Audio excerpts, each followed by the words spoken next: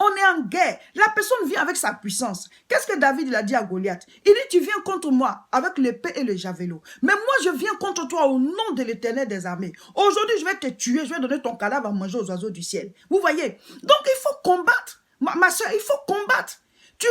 Vous dormez jusqu'à matin. Vous ne faites pas de temps de jeûne. Vous ne connaissez même pas la Bible. Vous n'avez pas de vie de prière. Vous croyez que la vie est simple comme ça? Mais les autres, ils savent que spirituellement, ils doivent vous vaincre. Et puis physiquement, ils vont avoir la victoire. Donc toi, tu es là, tu es livré. Et ton foyer te sera arraché du jour au lendemain. Tu vas t'asseoir pour pleurer, pour dire, oh Dieu, où tu étais? Dieu nous a donné le pouvoir. Jésus dit, je vous donne le pouvoir. Ce que vous allez lier sera lié. Ce que vous allez délier sera délié. Donc, mon frère, ma soeur, toi qui suis cette vidéo, si tu es en face d'une telle situation, peut-être que ce n'est pas forcément ton foyer, mais tu es dans une guerre, il faut te lever pour combattre. Ne vous laissez pas faire. Ne vous laissez pas faire. Mon frère, ma soeur, chrétien, chrétienne, enfant de Dieu, ne te laisse pas faire. Vous êtes nombreux à être affligés, à pleurer, à souffrir, à être là sous le poids des problèmes. Mon frère, ne te laisse pas faire. Ma soeur, bats-toi, lève-toi pour combattre tes adversaires. Ne nous laissons plus faire. Enfant de Dieu, c'est nous qui avons l'autorité. C'est nous qui avons le pouvoir. La vie est un combat. C'est une bataille. Il faut te lever pour combattre. Arrête de pleurer, arrête de souffrir, arrête d'être sous le poids des problèmes parce que c'est toi qui as reçu l'autorité. La vie, c'est un combat. Jésus-Christ lui-même, il a dit, à celui qui vaincra, je donnerai la couronne de vie. À celui qui vaincra, je donnerai à manger de l'arbre de vie. À celui qui vaincra, j'écrirai son nom dans le livre de vie. À celui qui vaincra, à celui qui vaincra, à celui qui vaincra. On ne parle pas de vaincre s'il n'y a pas de combat. On ne parle pas de vaincre s'il n'y a pas de guerre. Tu es en guerre, c'est toi qui ne le sais pas. Hein? Réveille-toi, ne te laisse plus faire. Ne te laisse plus faire. Vous êtes nombreux à appeler. Quand vous expliquez vos problèmes comme ça, tu es là, tu dis, c'est pas possible. Des foyers qui sont en péril, des maladies graves, des situations de combat dans votre travail, dans vos commerces, dans tout ce que vous faites comme activité. Vous êtes combattu alors que c'est vous qui avez l'autorité. Réveille-toi. Ne te laisse plus faire, mon frère. Réveille-toi. C'est parce que beaucoup de chrétiens ne prient pas. Ils n'ont pas une vie de jeûne. Ils ne lisent même pas la parole de Dieu. Nous sommes en guerre. La guerre n'est pas physique, elle est spirituelle. Quand tu es là comme ça, tu es combattu. Même il y a des microbes dans ton corps qui veulent te tuer. Il y a des maladies qui sont autour de toi qui veulent rentrer en toi. Des choses comme ça se passent. Lisez Somme 91.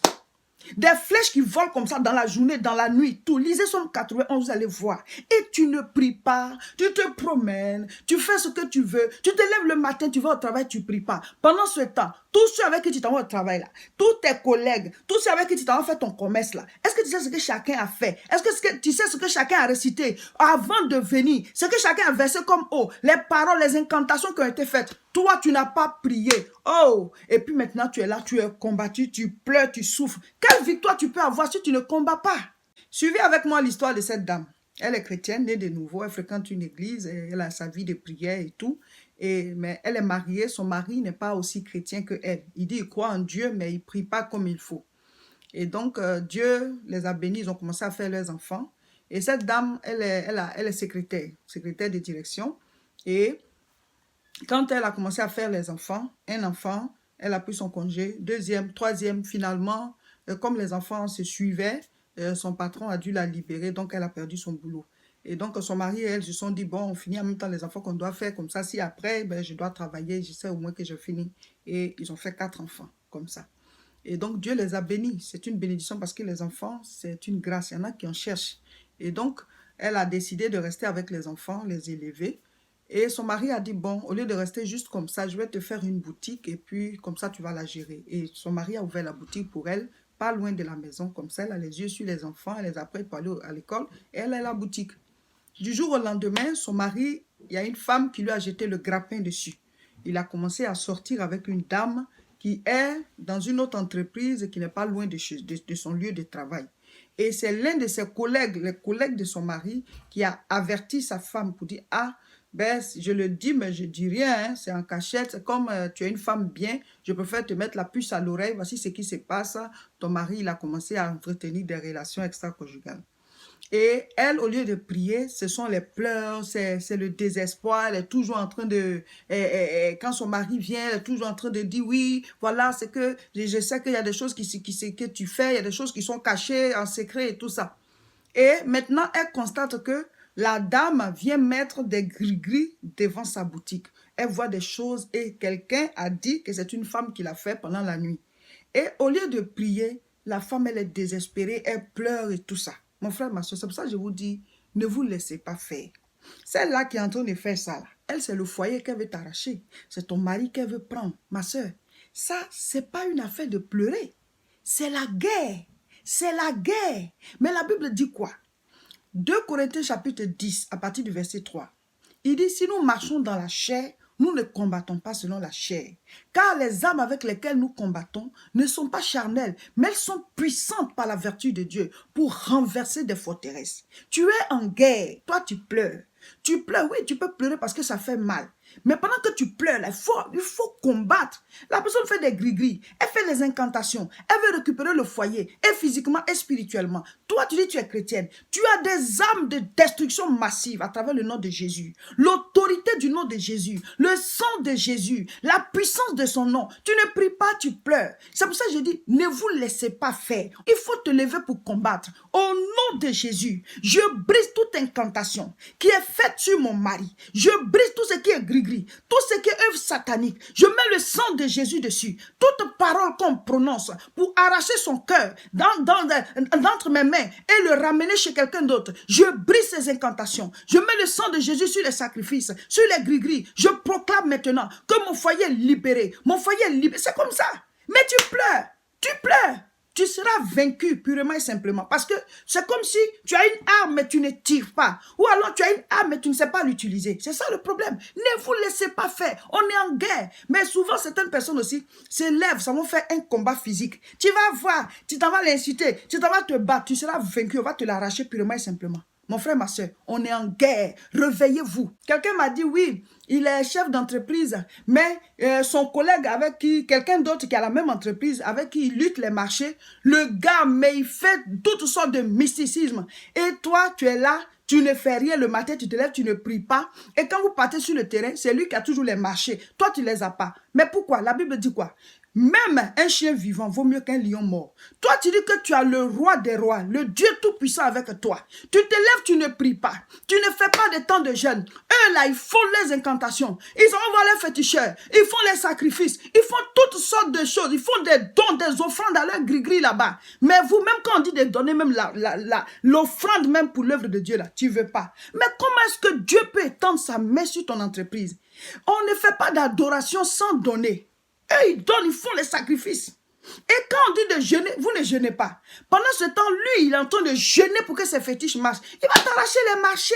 Ne vous laissez plus faire. La vie est spirituelle avant d'être physique. Il faut te battre. Bats-toi. Il faut prier, il faut jeûner, il faut lire la Bible, il faut te lever la nuit pour proclamer, Voilà, nous, on est en jeûne et prière. On a décidé de faire 21 jours dans la présence du Seigneur par le jeûne et la prière. On a décidé de commencer l'année en force spirituelle.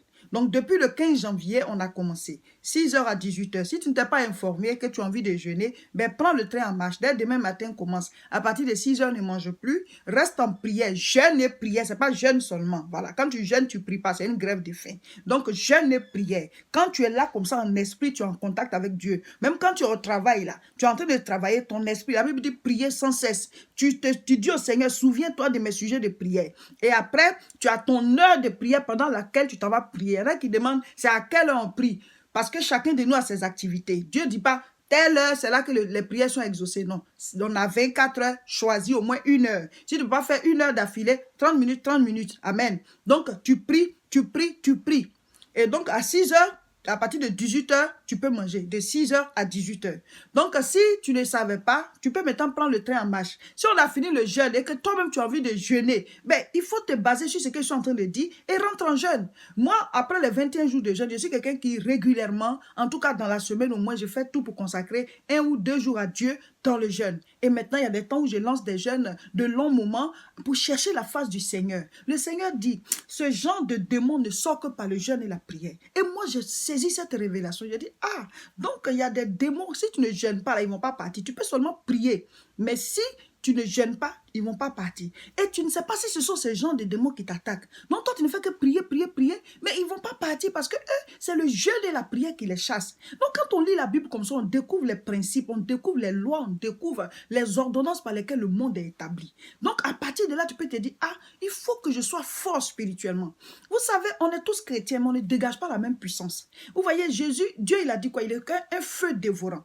Et donc, le feu, c'est quoi? Quand il est là, que toi, tu te mets à côté, le temps que tu passes à côté du feu, là, c'est par rapport à ça, tu seras chaud. Vous voyez? Donc, il y a des gens qui ont une consécration, qui prient beaucoup, qui ont un temps de présence dans la face du Seigneur, devant la face du Seigneur qui est plus long.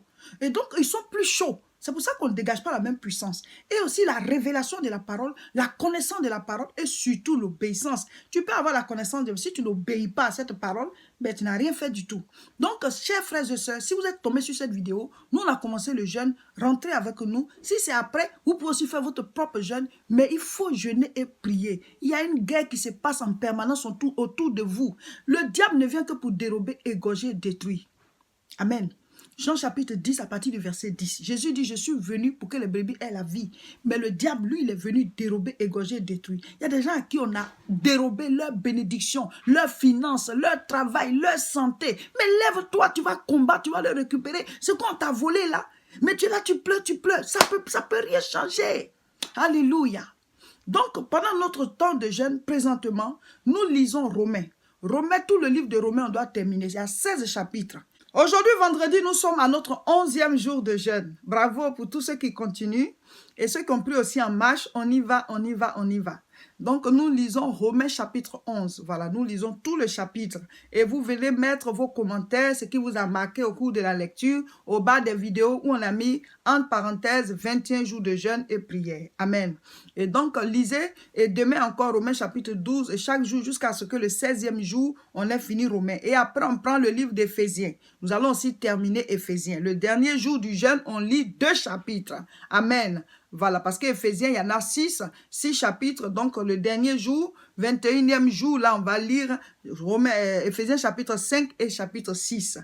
Notre sujet de prière actuel, dans cette semaine, nous sommes en guerre spirituelle. Voilà, je l'ai déjà dit et je reviens dessus. Maintenant, nous avons prié le combat spirituel du lundi jusqu'à aujourd'hui, vendredi. Alors, on termine le combat spirituel qu'on fait en gros. Mais à partir de demain, samedi et dimanche, nous allons faire le combat spirituel spécialement pour notre santé. Voilà. Prière spécialement pour notre santé. Vous allez combattre toute maladie spirituelle comme physique au niveau de votre santé. Amen. Et vous lisez Jean chapitre 1 du verset 12 au verset 13. La Bible dit que la lumière est venue dans le monde et les gens ne l'ont pas reçue. Mais à tous ceux qui l'ont reçue, cette lumière a donné le pouvoir de devenir enfants de Dieu, lesquels sont nés, non du sang, ni de la chair, ni de la volonté de l'homme, mais de Dieu. Ça veut dire que quand tu acceptes Jésus-Christ, tu n'es plus né du sang de tes parents. Donc toute maladie héréditaire, à partir de ce passage biblique, tu brises ça. Toute maladie héréditaire dans ton corps et dans le corps de tes enfants, tu brises. Toute maladie héréditaire dans le corps de tes descendants, tu brises. Parce qu'à partir du sang de Jésus-Christ, ton sang doit être purifié, tes organes, tout doit être purifié. Et tu pries, toute maladie en préparation, j'annule par le sang de Jésus. Je mets le feu de Dieu dessus. Tout ce qui est œuvre, bactéries, virus, quoi que ce soit, moi je ne sais pas, mais Dieu sait. J'annule tout dans mon corps, dans le corps de mes enfants, de ma maison, de mes frères et soeurs, en tout cas de toute ta famille. Prie, proclame, mon frère, ma soeur. C'est comme ça. C'est en parole que les choses se passent et physiquement, ça va agir. Voilà, chers frères et sœurs, nous restons dans le combat spirituel, dans la prière sur les 21 jours et je sais que de grandes choses vont se passer, on va déplacer de grandes montagnes. Pour ne rien perdre de toutes les recommandations du jeûne et prière, veuillez vous abonner à mes chaînes Facebook et YouTube. Cliquez juste là où c'est écrit j'aime et là où c'est écrit s'abonner. Et surtout, partagez massivement cette vidéo. Le 9 février, nous nous retrouvons à Aubervilliers, 29 rue Sadi Carnot, 93 300, pour la grande rencontre, la grande croisade de prière. Le thème c'est vivre sous un ciel ouvert, le même thème que notre jeûne et prière. Mon frère, il y a des choses qu'on ne rate pas. Si tu es en Europe, tous à Aubervilliers, le samedi 9 février à partir de 14h30. Ceux qui ne sont pas en Europe, on priera pour vous en ligne afin que vous receviez la bénédiction pour le jeûne et la prière.